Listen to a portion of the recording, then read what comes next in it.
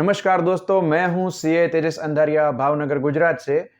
कल जो हमारा यूनियन बजट पेश किया गया है ऑनरेबल फाइनेंस मिनिस्टर की ओर से, तो उसके अंतर्गत क्या-क्या चेंजेस आए हैं जो सीनियर सिटीजन को अफेक्ट कर रहे हैं और हमारे रिस्पेक्टेड सीनियर सिटीजन को किस प्रकार से टैक्स प्लानिंग करना चाहिए कि जिससे उनका कम से कम टीडीएस कटे या तो टीडीएस कटे ही नहीं, कब उनको रिटर्न फाइल करना है, कब नहीं करना है और कितनी ज़्यादा से ज़्यादा आमदनी तक भी उनको टैक्स नहीं भरना पड़ेगा। चलिए वो जानते हैं। तो शुरुआत करते हैं हम टीडीएस की प्रोविजन से।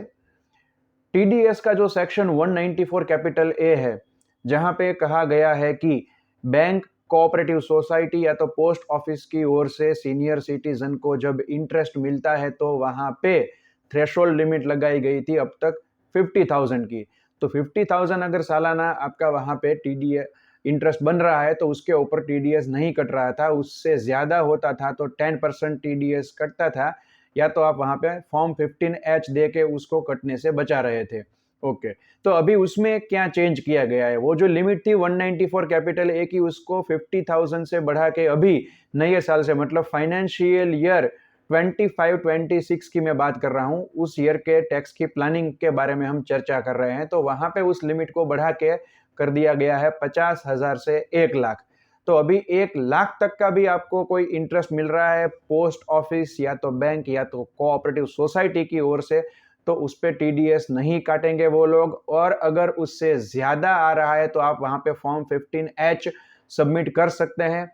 कब कर सकते हैं? कि जब आपकी टोटल इनकम है उसके ऊपर टैक्स नील हो रहा है, यानी कि आप सेक्शन 197 सब सेक्शन 1C की कंडीशन को फुलफिल कर रहे हैं, आपका टैक्स नील हो रहा है तब।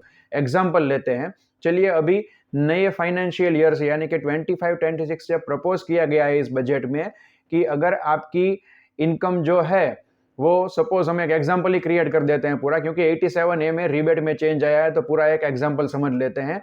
मान लीजिए कोई सीनियर सिटीजन है, उनकी जो आमदनी पेंशन में से हो रही है वो 8,75,000 है, और उनको जो बैंक वगैरह से इंटरेस्ट मिल रहा है अपनी फिक्स डिपॉजिट से, वो हो रहा है करीबन 4,00,000 रुपए।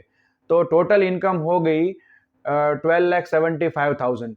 उसमें से पेंशन में से स्टैंडर्ड डिडक्शन अभी बढ़ रहा है तो अभी वो 75,000 आ जाएगा, तो वो उसको काट लेते हैं तो नेट बचे 12 लाख रुपीज। 12 लाख रुपीज पे जो अभी नए रेट्स इंट्रोड्यूस किए जाने वाले हैं, जो फाइनेंशियल 25-26 है, उसके हिसाब से वहां पे टैक्स बनेगा 60,000। और जो नया 87A रिबेट वाला सेक्शन अपडेट हुआ है उसके हिसाब से अप टू 60,000 तो आपको वहां पे रिबेट मिल जाने वाला है। तो वहां पे वो पूरा रिबेट कट गया और आपका टैक्स हो गया नील।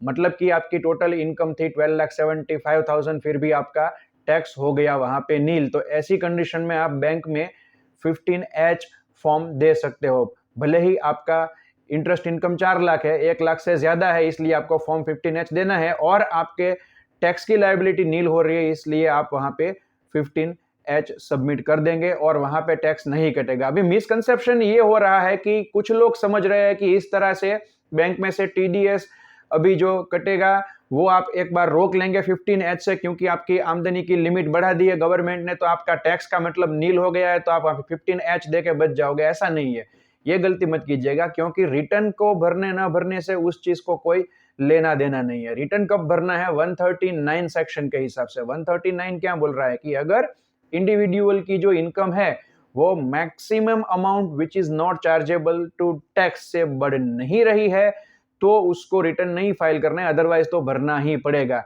तो कहां से लाएंगे हम वो अमाउंट? तो उसके लिए हमको पढ़ना पड़ेगा सेक्शन 115 BAC सबसेक्शन 1A, जहां पे जो न्यू रेजिम वाले हैं वही सभी रेट्स और वही सभी लिमिट जो है इनकम की, वही अभी डिफॉल्ट लिमिट हो गई है। तो वहां पे जो है वो अभी अगले साल से जो नए स्लैब इंट्रोड्यूस किए जाने वाले हैं, वहां पे 4,00,000 से स्लैब शुरू हो रहे हैं।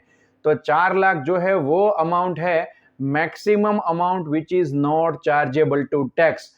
तो जो 4,00,000 रुपये वाली अमाउंट है which is not chargeable to tax, मतलब 4,00,000 से अगर आपकी आमदनी ज्यादा हो रही है, जैसे कि हमारे इस एग्जांपल में हो रही है 12,75,000 रुपये, तो यहाँ पे आपको रिटर्न तो कंपलसरी भरना ही है, भले ही आपका टैक्स जीरो हो। आप सिर्फ क्या कर सकते हैं, बेनिफिट ये लक्ष्य ले सकते हैं कि 15 एच जमा करवा के उसके ऊपर टीडीएस कटता हुआ आप रोक सकते हैं, मतलब आपकी अमाउंट ब्लॉक नहीं होगी।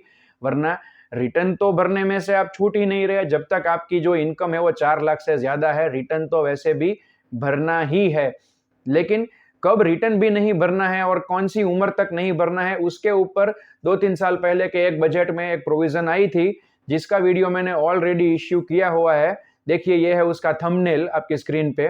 तो यह वीडियो की लिंक मैं आपको दे रहा हूं इस वीडियो के डिस्क्रिप्शन में भी, वहां से आप उस वीडियो को देख सकते हैं कि कब आपको रिटर्न भी नहीं भरना है, किस स्थिति में नहीं भरना है, तो आप देख सकते हैं। अगर आपको ये वीडियो पसंद आया है तो इस वीडियो को लाइक करना और शेयर करना मत भूलिएगा, और ऐसे ही हमारे और इंफॉर्मेटिव वीडियोस देखने के लिए आप हमारे इस चैनल को सब्सक्राइब कर सकते हैं।